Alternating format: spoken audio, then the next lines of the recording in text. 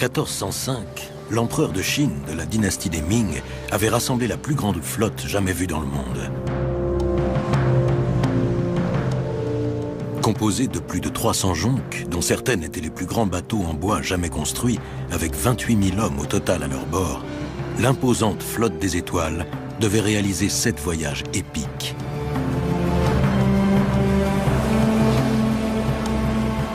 Les archives montrent que sous le commandement suprême d'un eunuque musulman du nom de Zheng He, la flotte élargit le monde connu de la Chine à Malacca, Sumatra, Java, le Sri Lanka, l'Inde, l'Arabie, l'Afrique et peut-être même l'Australie. Mais après 30 ans de réussite extraordinaire, il y eut un changement de politique radical. Des courtisans confucéens jaloux obligèrent l'empereur à abandonner sa politique maritime ambitieuse. Zheng He sombra dans l'oubli, sa flotte fut démantelée et un grand nombre de ses cartes, journaux et archives détruits. Le vide ainsi créé a alimenté l'idée qu'il pourrait y avoir un chapitre manquant dans l'histoire de la flotte des Ming. Gavin Menzies, ancien commandant de sous-marins de la Royal Navy, a passé 15 ans plongé dans des cartes et des documents de l'époque. Il affirme désormais, selon une théorie très controversée par les universitaires, que lors de son 6e voyage, la flotte de Zheng He est allée bien au-delà des mers qui lui étaient familières et a traversé l'Atlantique. S'il ne se trompe pas, les Chinois pourraient avoir découvert les Amériques 70 ans avant Christophe Colomb. Quand les premiers explorateurs européens sont partis pour le Nouveau Monde, tous sans exception parmi les grands navigateurs avaient une carte leur montrant la route à suivre. Pas un de ces grands explorateurs ne découvrit quoi que ce soit de nouveau. Quelqu'un l'avait fait avant eux.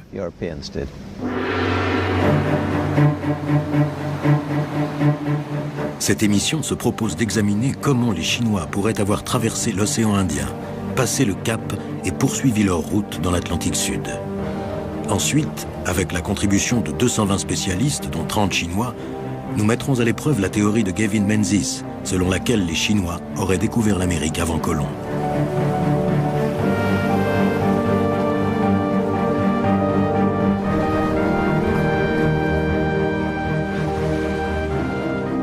La nouvelle théorie de Menzies sur l'histoire commence en 1421, dans le port animé de Calicut.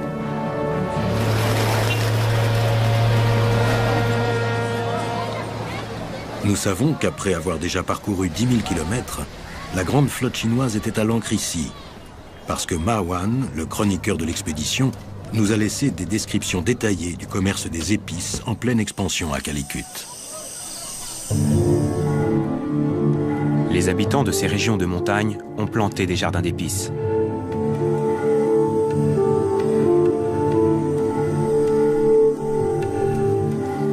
Quand arrive le moment de la 10e lune, le poivre arrive à maturation.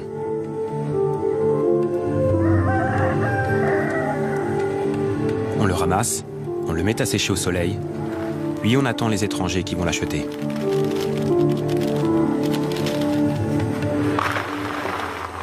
Marwan n'était pas le seul étranger à visiter Calicut à cette époque. Dans ces régions, ils cultivent le gingembre, qui répond au nom de Beledi, ou Gebeli, ou Nelly dans leur langue. Niccolo da Conti, un marchand et aventurier italien qui a passé 5 années à vivre et voyager en Orient, décrit lui aussi l'animation du commerce des épices à Calicut. Le récit de da Conti sur la façon dont il séchait le gingembre il y a 600 ans donne l'impression d'avoir été écrit hier. Le gingembre provient de la racine d'un arbuste. Il le recouvre de cendres et l'expose au soleil des tropiques 3 jours durant, au terme desquels il a séché.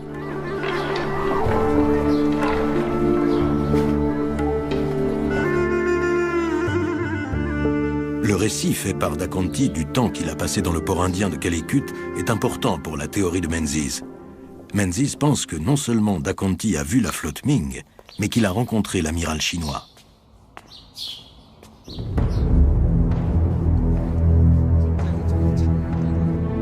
Menzies fait état d'une statue de Zheng He et de ses amiraux que l'on a récemment retrouvée en Chine.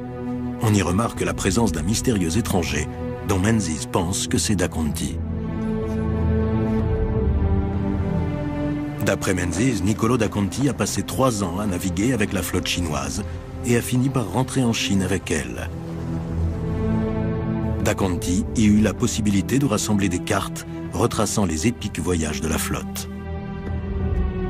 Niccolò Da Conti embarque avec la flotte chinoise à Calicut.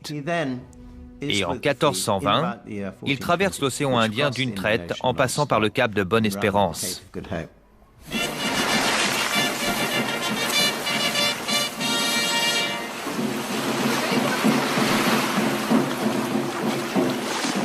Niccolò Da Conti revient à Venise. À l'époque, Venise était auréolée de gloire et sûre de sa puissance. C'était la puissance maritime la plus importante de la Méditerranée.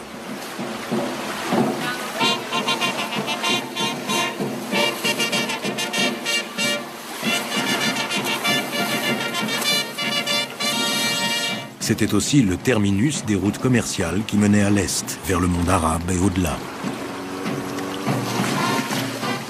C'est ici que Da Conti aurait pu rencontrer le frère Mauro, un moine passé maître dans l'art de la cartographie qui vivait dans un monastère en ville. Le frère Mauro se faisait un devoir de poser des questions aux voyageurs, comme Da Conti, qui traversaient la ville et lui fournissait une mine de récits de voyage et d'informations géographiques rapportées des confins du monde connu.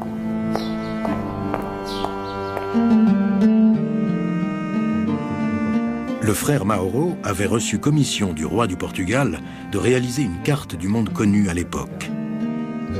L'arrivée de Da Conti à Venise ne pouvait pas tomber mieux. Le frère Mauro dit qu'il tient ces informations d'un marchand de qualité. Et moi je dis que ce marchand, c'est Da Conti. La carte de frère Mauro se trouve toujours à Venise. Et c'est le professeur Falchetta qui en est responsable depuis 10 ans.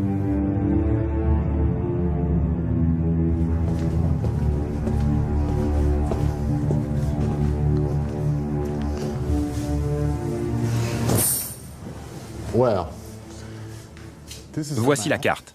Voilà la Méditerranée. Et on peut voir qu'elle est à l'envers, parce que la carte est à l'envers. Voici l'Afrique, et le bas de ce continent se trouve ici. Il y a une inscription très intéressante qui dit que vers 1420, une jonque orientale venue certainement de Chine a traversé l'océan Indien dans la direction des îles des hommes et des femmes.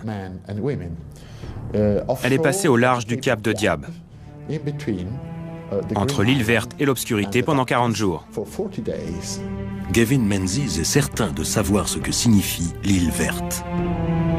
Frère Mauro dit ensuite que la jonque venue d'Inde a atteint les îles Verdes, 40 jours à une vitesse de 5 nœuds, ce qui aurait été la vitesse moyenne de la flotte chinoise, les aurait menés aux îles du Cap-Vert. Donc je dis que îles Verdes, ce sont les îles du Cap-Vert. D'après le frère Mauro, un bateau oriental est parti 40 jours puis il est revenu. Cela pourrait vouloir dire que certains des bateaux de la flotte ont effectivement passé le cap de Bonne-Espérance. Le spécialiste anglais, le professeur Needham, défend ce point de vue tout comme certains spécialistes chinois. Mais Gavin Menzies en a tiré des conclusions qui vont beaucoup plus loin. La flotte de Zheng He n'aurait eu aucun problème pour traverser l'océan Atlantique. Quand on pense à la taille des bateaux portugais utilisés par De Gama et Colomb, s'ils avaient vu nos bateaux, ils auraient été sidérés. Menzies est convaincu que la carte du Vénitien prouve que la flotte Ming aurait pu se rendre dans l'océan Atlantique.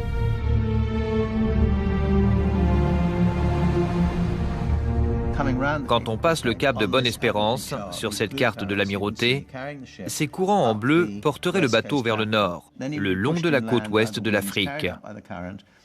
Vous seriez alors poussé par les vents vers les terres, puis vous seriez porté par les courants, puis par un courant très fort vers l'ouest. Puis les alizés vous pousseraient de nouveau vers la côte, jusqu'à ce que vous arriviez au nord des îles du Cap-Vert, où les courants vous pousseraient vers le sud. En quittant les îles du Cap-Vert, vous seriez propulsé par une énorme masse d'eau plein ouest. Un navigateur aux abords de la côte africaine, se contentant de hisser les voiles, serait porté par les vents et les courants à travers l'Atlantique Nord et arriverait dans l'archipel des Caraïbes, entre la Guadeloupe et la Dominique. Des centaines et des centaines d'explorateurs sont arrivés ainsi dans les îles Caraïbes. Menzies essaye maintenant de retrouver leurs traces dans les Caraïbes françaises. Capitaine, quel est notre cap maintenant? Le 315. Donc nous naviguons au 315, en arrivant de l'Atlantique. Exactement comme l'ont fait les Chinois.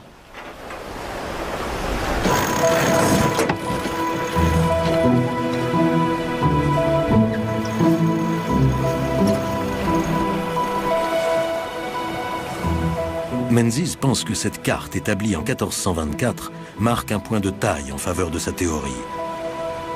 On la connaît sous le nom de carte de Pizzigano et elle semble indiquer des îles de l'autre côté de l'Atlantique, 3/4 de siècle avant que Colomb y soit allé. Menzies croit que les Chinois auraient pu établir la carte de ces îles, dont il pense qu'il peut les identifier. La personne qui a établi la carte de Pizzigano a dessiné les saintes telles qu'il les aurait vues du niveau de la mer, à peu près à cette heure de la journée. Sur la carte de Pizzigano, il a dessiné cette île rouge et il a dessiné 3 baies. Et c'est exactement ce que vous voyez. Voilà la première baie. La seconde avec la grande montagne à l'arrière-plan. Et la 3e baie ici. On n'aurait pas pu mieux faire. Nous sommes maintenant exactement dans le chenal, en face du milieu des 3 baies.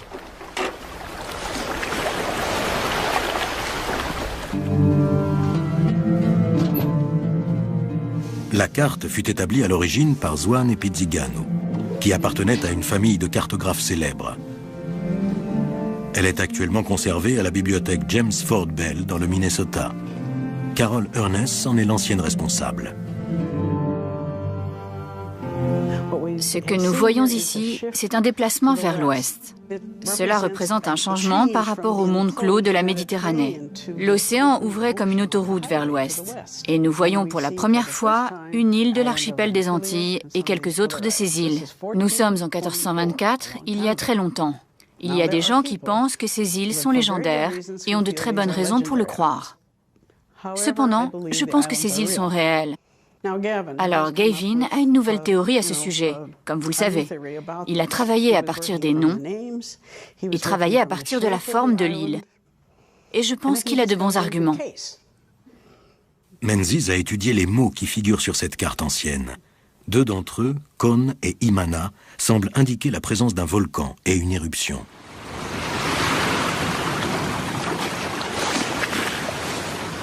Ce que nous voyons là, c'est la Guadeloupe. Si vous comparez la carte de Pizzigano avec ce qui existe aujourd'hui, en jaune, c'est ce qui se trouvait dessiné sur la carte de 1424, Con Imana, ce qui veut dire volcan en éruption ici. Et sur la carte contemporaine, là où Pizzigano l'a dessiné, au même endroit, il y a 2 volcans, la Soufrière et la montagne des Diables. En fait, les gens du Smithsonian m'ont dit que ces volcans sont entrés 2 fois en éruption entre 1400 et 1440. Exactement comme Pizzigano le dit. L'île que l'on voit sur la carte de 1424 est bien la Guadeloupe. Les volcans, les rivières, les baies, tout est conforme à la carte de 1424. Tout est là sous vos yeux. Désormais, Menzies pense que la flotte s'est séparée. Une partie partant vers le sud et l'autre vers le nord, sous le commandement d'un amiral du nom de Joux. Il aurait traversé les Caraïbes, dépassé la Dominique et Haïti par le nord-est, puis Cuba, et en remontant Androst et Bimini.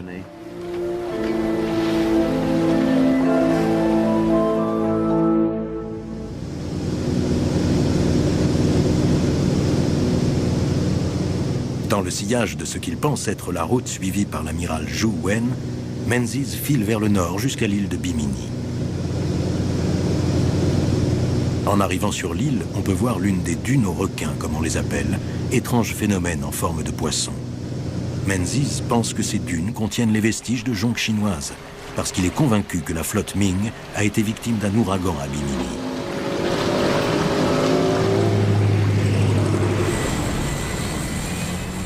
Nous aussi, nous avons été pris dans une tempête tropicale en approchant de la barrière corallienne.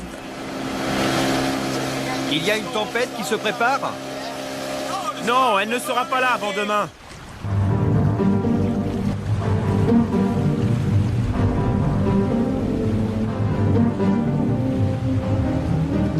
La flotte doubla la pointe de Bimini. Ils étaient dans un état épouvantable. Ils avaient déchiqueté leur fond en passant la barrière de corail.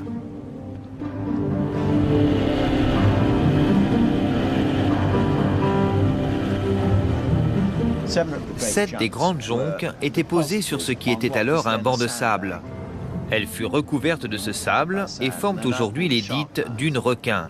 Elles font 150 mètres de long, la même longueur que les grandes jonques. Ce sont les tombes de ces bateaux. La flotte chinoise fut emportée par l'ouragan et échoua là où nous sommes actuellement. La flotte de Zheng He se retrouvait en morceaux. Il lui fallait réparer ses bateaux. Avec les bateaux intacts qui lui restaient, il lui fallait évacuer ses hommes. Voilà le genre de temps auquel il avait dû faire face toutes ces années auparavant. Le pauvre diable.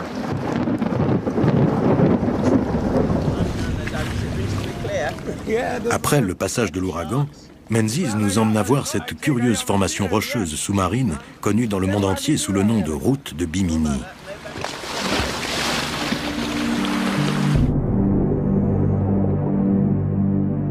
Menzies pense que c'est une cale construite par les Chinois pour remettre leurs navires à flot et réparer les dégâts causés par l'ouragan.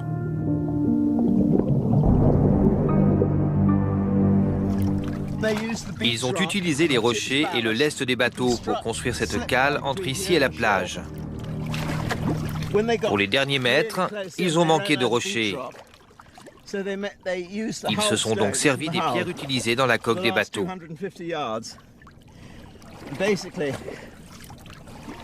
Cette chaussée fait 400 mètres de long. C'est une cale géante destinée à remonter les jonques sur la plage.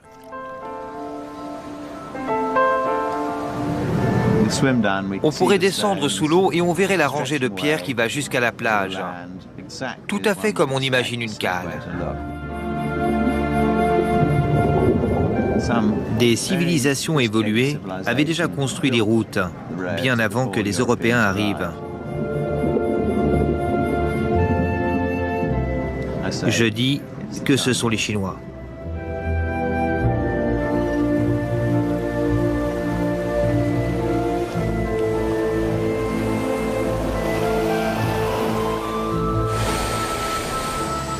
Prête à reprendre la mer une fois de plus, d'après Menzies, la flotte allait lever l'ancre.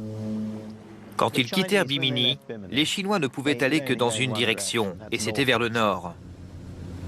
C'est la direction dans laquelle les vents et les courants les auraient poussés, vers la Floride. Et donc, en 1421, quelques 70 ans avant Colomb, si Menzies a raison, les Chinois ont enfin réussi, peut-être, à aborder le continent américain.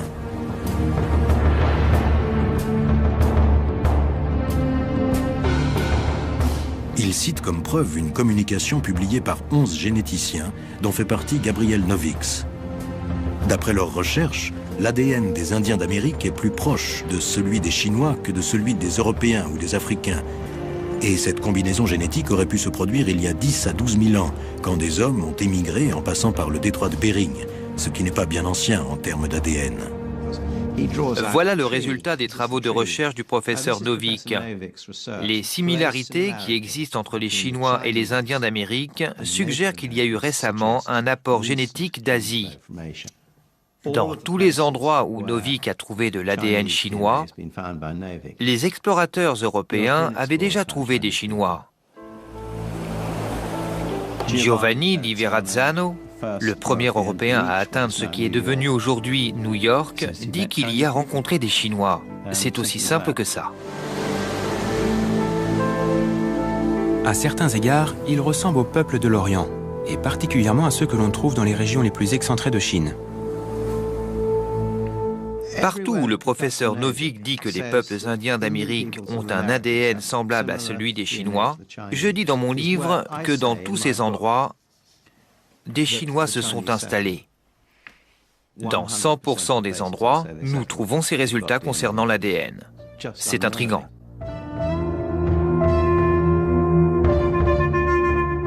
Menzies pense qu'il y a d'autres indices prouvant que les Chinois ont atteint l'Amérique. Il est convaincu qu'ils ont construit des postes d'observation le long des routes qu'ils ont empruntées. Les Chinois avaient des siècles de connaissances en astronomie et en navigation à partir des étoiles. Mais il y avait une limite à l'étude des étoiles depuis le pont d'un navire en pleine mer, d'où les observatoires. Menzies en a identifié potentiellement 28 de par le monde.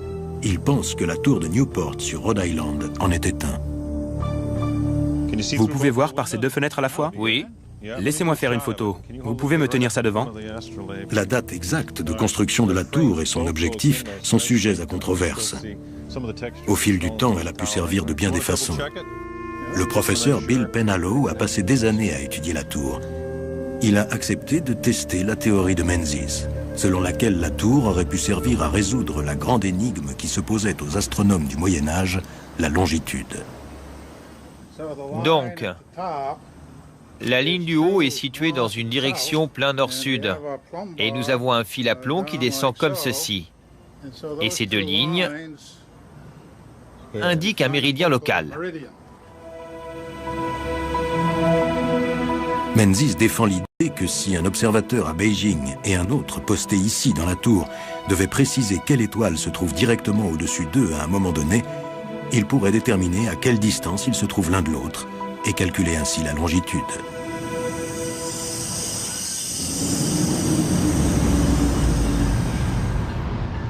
La tour avait peut-être un double objectif. Menzies est d'accord avec la théorie de Bob Hassel, selon laquelle la tour aurait aussi servi de phare. Très intéressant. Pourquoi construire une cheminée à 40 mètres du sol? Ça n'a pas beaucoup de sens tant que vous n'avez pas regardé cette cheminée par cette fenêtre. Elle se trouve dans l'axe de l'endroit où vous voudriez tourner pour entrer dans le port de Newport. D'accord. D'un point de vue de marin, c'est fascinant. La tour se trouve juste sur cette pointe-là. Oui, la cheminée et la fenêtre forment un angle précis. Quel est cet angle? Cet angle mesure 264,5 degrés, jusqu'à ce point-là. Le fil indique l'axe de vue depuis la fenêtre de la tour jusque dans le port. En fait, si vous entriez dans le port, dans l'océan, vous verriez alors la tour. Vous verriez la lumière, et cette lumière qui viendrait de cette fenêtre serait visible du chenal. À ce moment-là, vous seriez arrivé à bon port, protégé de la marée et des vents. Bien que cette émission se concentre sur la question de savoir si les Chinois ont découvert l'Amérique, Menzies pense que la flotte des Ming s'est aussi rendue en Amérique du Sud, en Australie, en Nouvelle-Zélande, en Arctique et en Antarctique. C'est pourquoi il pense que l'affirmation faite dans un document que la flotte s'est rendue dans 3000 pays est parfaitement vraie. Le document des Ming mentionne un nombre effarant de 3000 pays visités.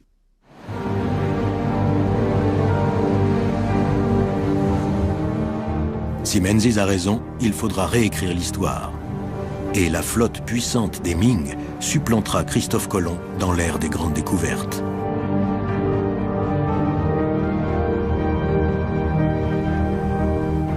Alors les Chinois furent-ils les premiers à atteindre l'Amérique? Revenons au port indien de Calicut et au point de départ de la théorie révolutionnaire de Menzies.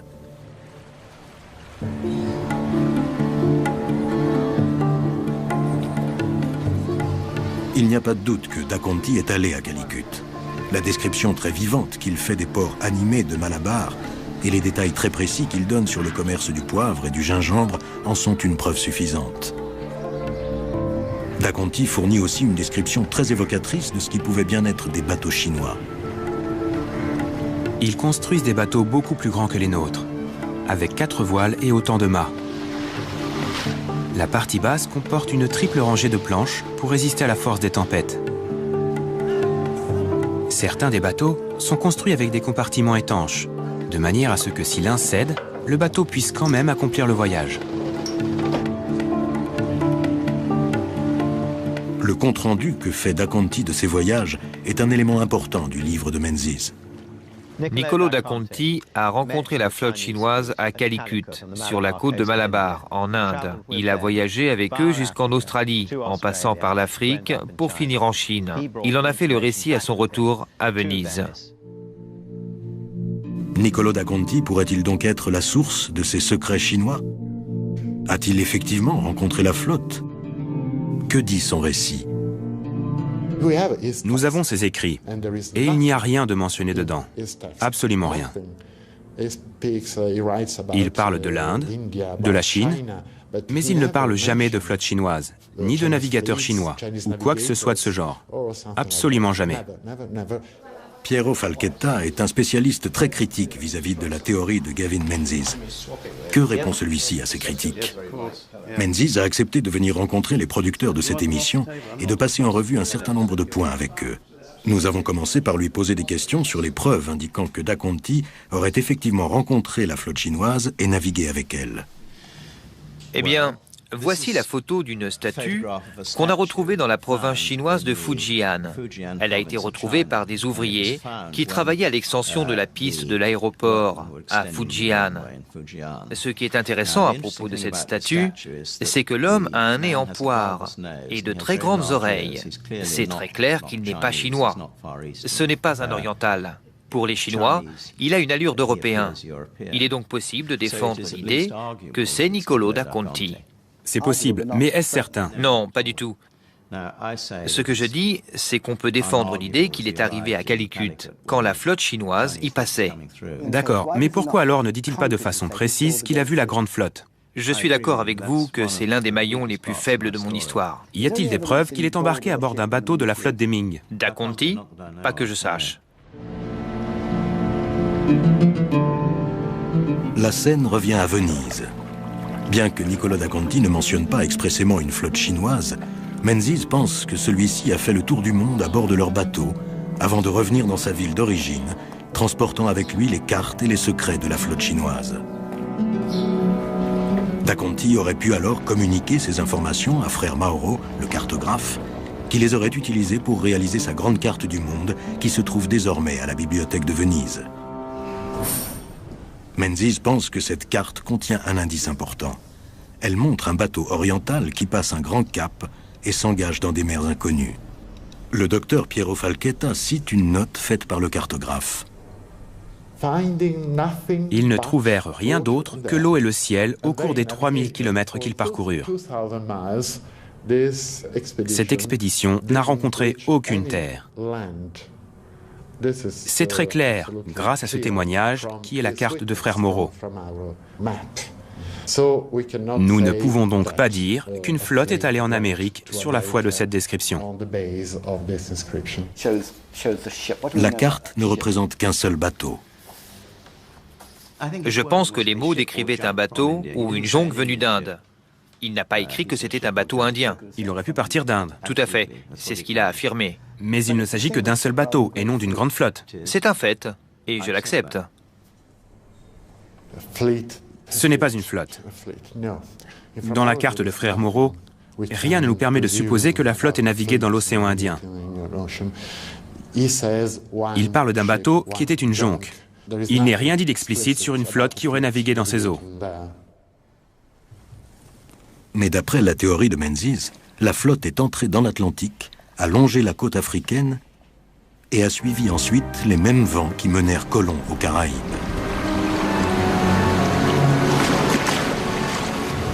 La voilà, droit devant. Le marin est porté par le vent et les courants, plein ouest. il arrivera là où nous nous trouvons exactement, entre la Guadeloupe et la Martinique. Comme vous le voyez, voici la soufrière et la montagne au diable. Menzies pense que la carte de l'Atlantique établie en 1424 le fut à partir d'informations fournies par les Chinois. D'après lui, Satanazès, l'île bleue, c'est la Guadeloupe. Et l'île rouge, appelée Antillia, c'est Porto Rico. Le professeur Carol Urness, qui a étudié la carte de 1424, est impressionné par ce qu'a déduit Menzies, mais néanmoins, elle identifie quelques problèmes. L'idée que toutes ces informations proviennent d'un voyage effectué par les Chinois est un peu délicate. C'est un peu aléatoire car nous n'avons pas la carte des Chinois. Les noms donnés aux îles ne sont pas chinois. Menzies reconnaît que la carte soulève quelques problèmes. Elles ne sont pas bien placées l'une par rapport à l'autre. Et je peux supposer que Pizigano, le cartographe qui les a recopiées à partir de la carte des Chinois, a tout simplement fait une erreur. À mon avis, il les a mal transposées. Luciano da Silva, conservateur de musées portugais, a fait des recherches sur la carte ancienne et l'a comparée à celle qui se trouve dans le livre de Menzies. Voyons voir. L'île d'Antillia apparaît sur la carte de 1424 en rouge et en position verticale. Qu'a fait M. Menzies? Il a tourné l'île qui était en position verticale. Il l'a tournée en position horizontale pour pouvoir la comparer à Porto Rico. On ne fait pas des choses comme ça. On ne peut pas changer ce qui apparaît sur la carte d'origine. La carte d'origine dit que l'île d'Antillia est verticale. Il ne faut donc comparer qu'avec quelque chose de vertical, pas d'horizontal. Ça ne va donc pas du tout. Et que fait ensuite M. Menzies? L'île de Satanaz, qui apparaît en bleu, avec toutes ses baies profondes tournées vers l'Europe. Il la met à l'envers. Voici une carte marine moderne. Elle comporte toutes les caractéristiques d'une carte marine. Et ça, du point de vue de Gavin Menzies, c'est Antillia, Porto Rico, et ça, Satanazès, la Guadeloupe sur une carte contemporaine. Les îles sur la carte ancienne semblent avoir échangé leur place. Oui, il y a une inversion. Je ne veux pas entrer là-dedans, il y a une inversion. Elles sont tournées de la même manière, et je... Excusez-moi, il y a donc une confusion. Oui, c'est très confus là.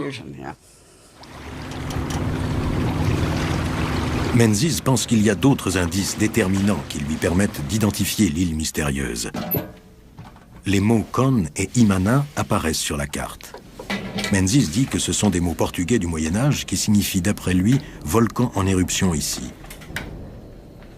Et comme il y a eu une éruption volcanique en Guadeloupe il y a environ 600 ans, il défend l'idée que l'île bleue doit être la Guadeloupe.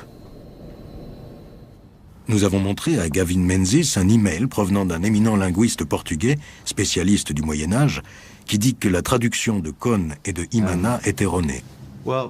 Tout ce que je peux dire, c'est que le professeur Camilo dos Santos n'est pas d'accord avec ce qui est dit dans ce mail. Le professeur Camilo dos Santos dit que cela veut dire « volcan en éruption », point d'interrogation.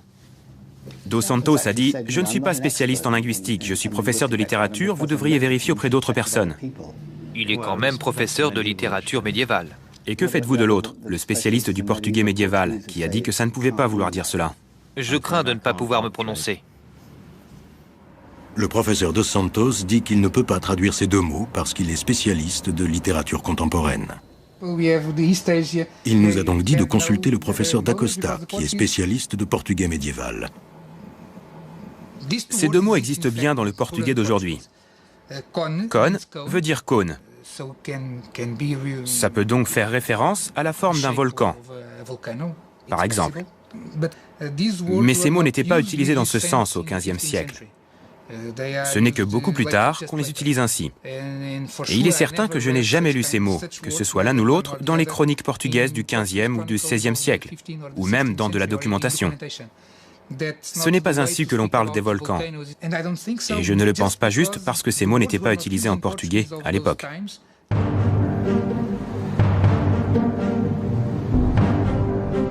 Si la flotte avait été jusqu'en Guadeloupe, le vent et la marée l'auraient poussée plus loin vers le nord. Menzies pense que lorsque la flotte s'est approchée de Bimini, elle a essuyé un ouragan et que plusieurs jonques ont été naufragés sur cette île. Pour réparer les bateaux, Menzies pense que les Chinois ont construit une cale en pierre qu'il identifie comme étant ce curieux phénomène sous-marin connu sous le nom de route de Bimini.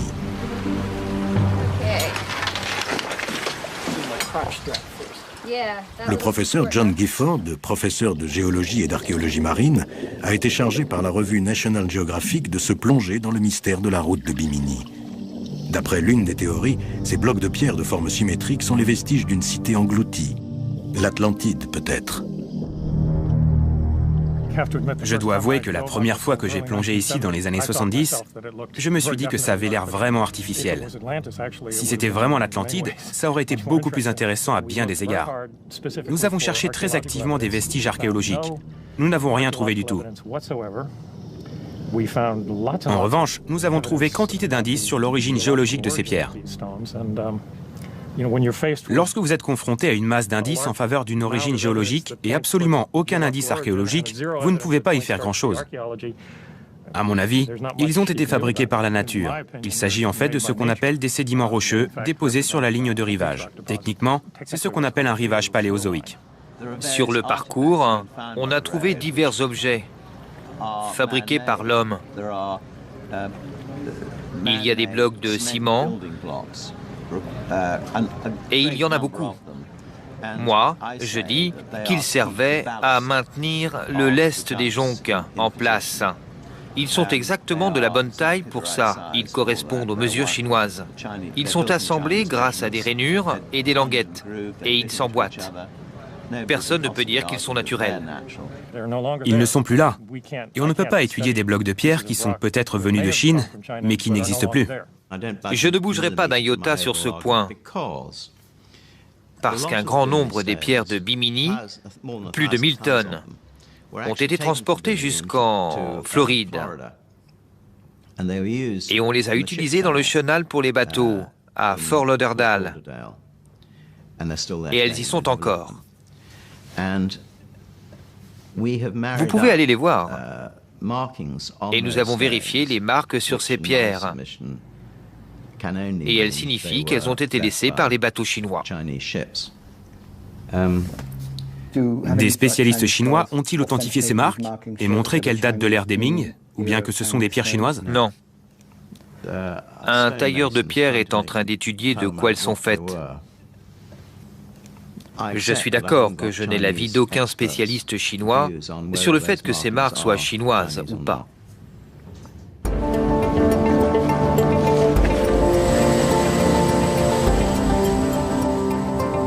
Lorsque vous quittez Bimini, vous apercevez la plage où Menzies dit qu'une partie de la flotte de Zhou Wen s'est échouée. Vous apercevez aussi un autre des phénomènes inexpliqués de Bimini, les dunes en forme de requin, ou, comme le pense Menzies, en forme de coque de jonque de la flotte des Ming. Jonque précieuse rejetée à 500 mètres sur la plage il y a 600 ans.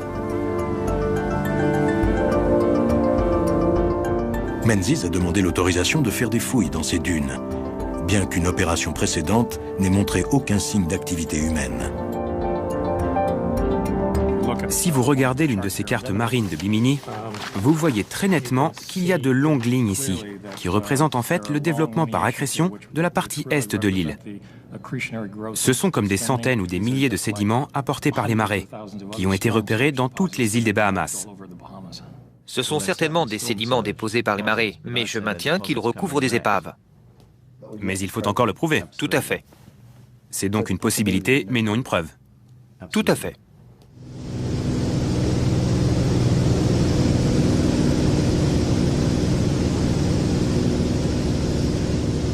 Alors que Menzies approche du continent américain, il sait qu'il lui suffit d'une preuve pour confondre ses détracteurs. Nous revenons à Newport, Rhode Island, et à la controverse concernant la tour. Menzies pense que les Chinois l'ont construite pour répondre à un double objectif, moitié phare, moitié observatoire. Il pense que les Chinois utilisaient la tour pour étudier les mystères des étoiles et résoudre le problème vieux comme le monde de la longitude. Le professeur Penhallow a testé la théorie de Menzies, selon laquelle on pouvait se servir de la tour pour calculer la longitude. Et il reconnaît que c'est possible, mais que les archives des Chinois ne contiennent aucune indication de ce genre de progrès. Il n'y a aucune trace en Chine d'une maîtrise de la longitude au XIVe et au XVe siècle. Absolument aucune. Les voyages de Zheng n'en portent aucune trace. Eh bien, je ne suis pas d'accord du tout avec ce point de vue. Si vous étudiez l'inventaire de leurs observatoires, il y avait tout ce qu'il leur fallait pour leur permettre de calculer la longitude. Le professeur Zhu, spécialiste chinois, fait remarquer que les cartes de Zheng He ne portent pas la moindre trace d'une telle avancée. Les cartes chinoises indiquant la latitude et la longitude ne sont apparues que lorsque les jésuites sont arrivés en Chine, avec ce savoir, 2 siècles plus tard. D'aucuns disent que l'explication la plus simple se trouve peut-être à la bibliothèque municipale. Voici le testament de Benedict Arnold. Le testament original d'Arnold date de 1677, et voici des copies qui en ont été faites vers 1750. Il y a une phrase qui dit « De ma maison menant à mon moulin de pierre dans la ville de Newport, mentionnée ci-dessus ». Voici une carte de Newport datant de 1776 et montrant le centre-ville. On lit à cet endroit « moulin de pierre ». C'était peut-être un moulin à grains. On peut détruire n'importe quel argument. Ce n'est plus mon point principal, mon point clé. Si j'ai tout à fait tort en ce qui concerne la tour de Newport, cela n'a plus vraiment d'incidence sur mon propos. Parce que mon idée maintenant, c'est que les premiers Européens qui sont arrivés ici, c'est-à-dire Giovanni di Verrazzano, ont trouvé une colonie chinoise. C'est ma carte maîtresse maintenant.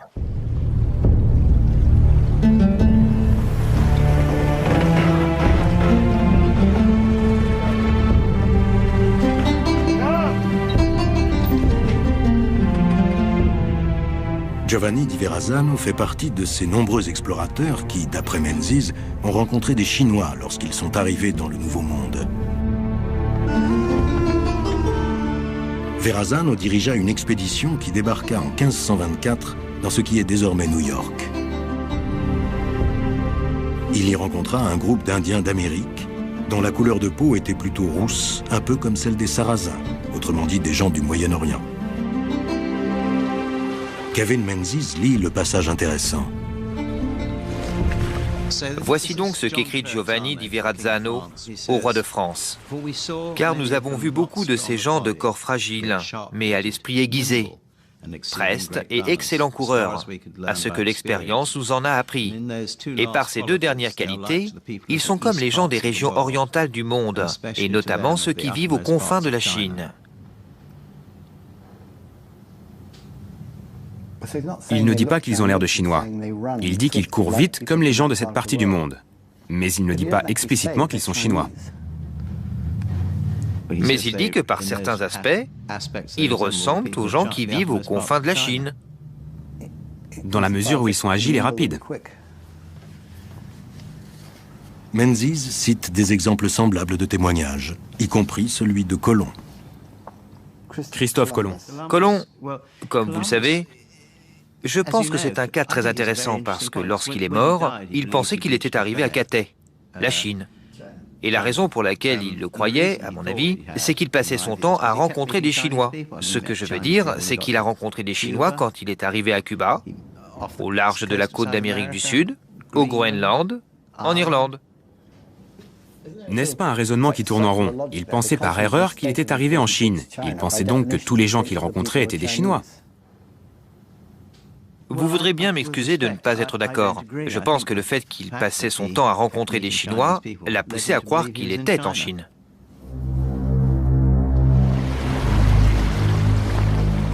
Menzies croit qu'il y a plus que les récits de Verrazzano et de Colomb pour prouver que les Chinois sont arrivés les premiers.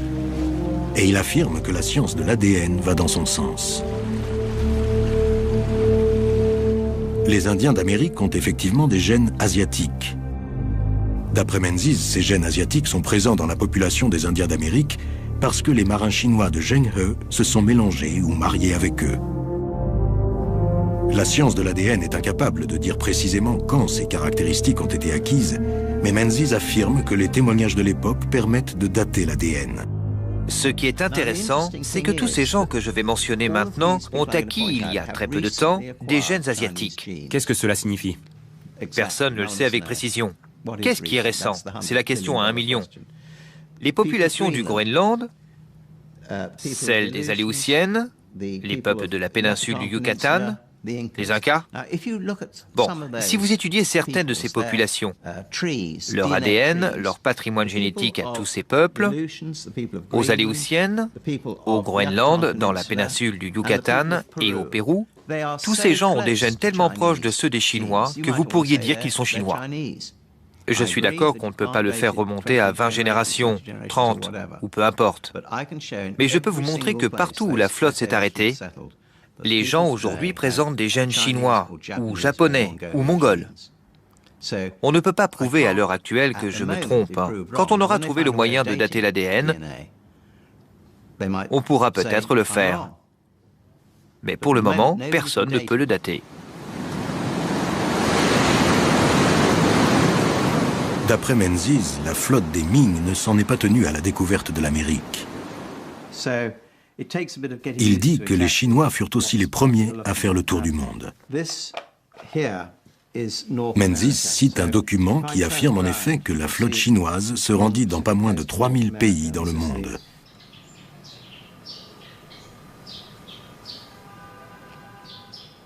La source de Menzies est la copie manuscrite d'une pierre taillée qui a été perdue. Monsieur Wu est calligraphe et il a copié de nombreuses fois les mots de l'inscription perdue. La flotte est partie de Taïchang et s'est rendue au Vietnam, au Cambodge, en Thaïlande, à Calicut, à Hormuz et bien d'autres. En tout, il est écrit 3000 pays.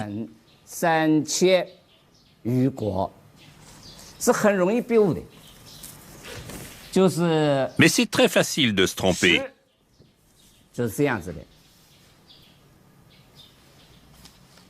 Voici comment vous écrivez 10. Et le caractère qui correspond à 1000 a un petit trait en plus en haut. Les deux caractères se ressemblent. C'est donc facile de les confondre. Wu compare ce document à une autre stèle sculptée du XVe siècle qui existe toujours. Érigée par Zheng He en personne, elle indique clairement 3 fois 10, et donc 30, et non pas 3000 pays. Eh bien, je pense que 30, ça n'a pas de sens.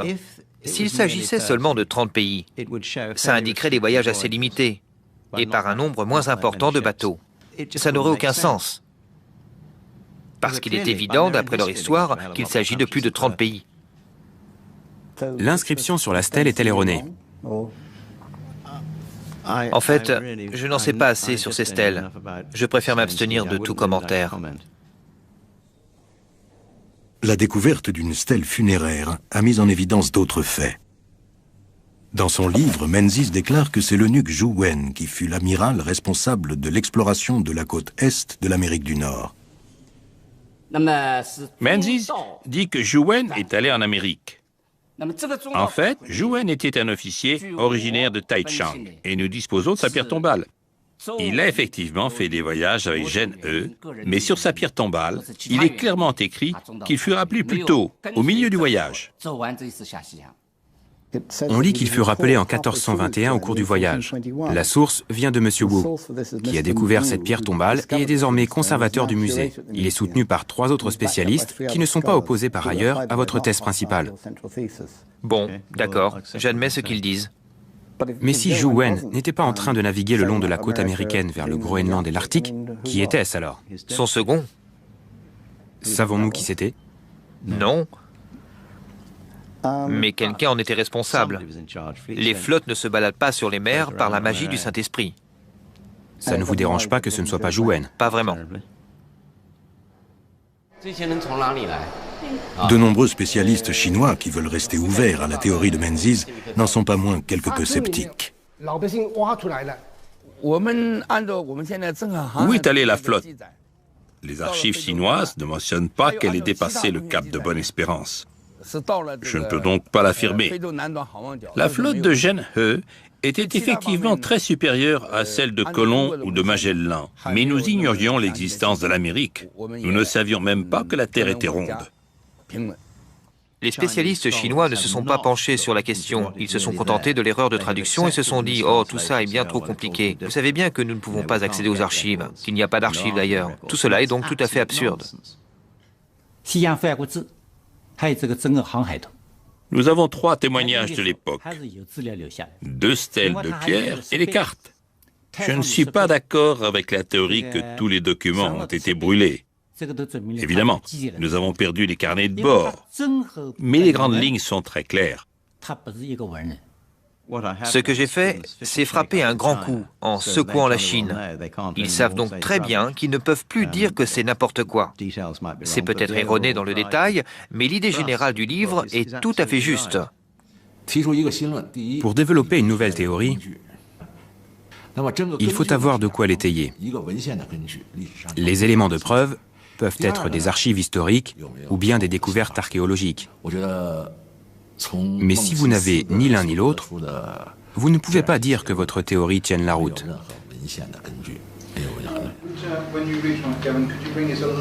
Sans se laisser décourager, Gavin Menzies finance d'autres recherches encore pour connaître l'ultime destination de la flotte des étoiles.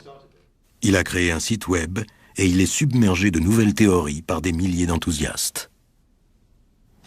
Toutes les semaines, et en moyenne toutes les minutes, quelqu'un se rend sur notre site web avec des questions, des suggestions, des opinions contradictoires. Nous avons reçu 36 000 courriers électroniques, nous fournissant de nouvelles preuves.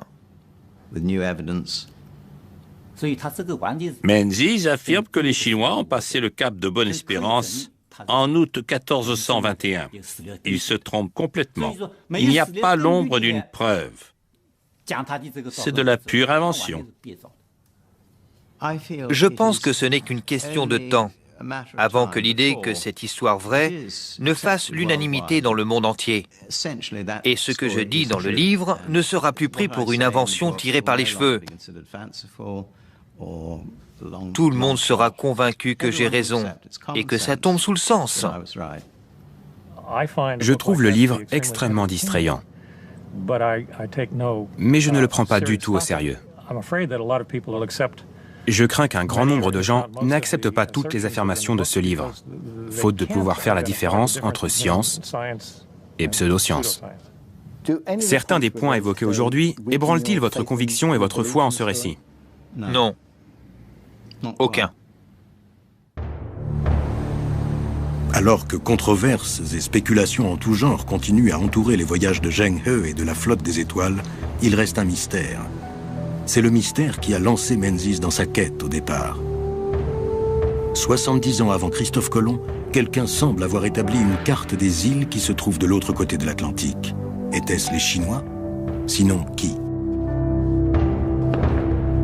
Pour le moment, tout le monde est au moins d'accord sur la fin de cette histoire. Au cours de ces 30 années, la flotte des Ming a fait 7 grands voyages. Au début, ces exploits ont rencontré l'approbation totale de l'empereur et de son peuple. La richesse et l'influence que cela lui a apporté ont conforté son prestige. Mais les courtisans et les officiels qui lui avaient déconseillé ces voyages ne pouvaient que ronger leurs freins de plus en plus.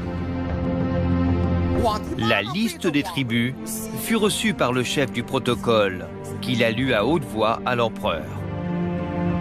De la nacre, des cornes de rhinocéros, de l'ivoire, un extraordinaire encens venu du sud, des milliers d'herbes, des dattes de mer, de l'encens d'Oman.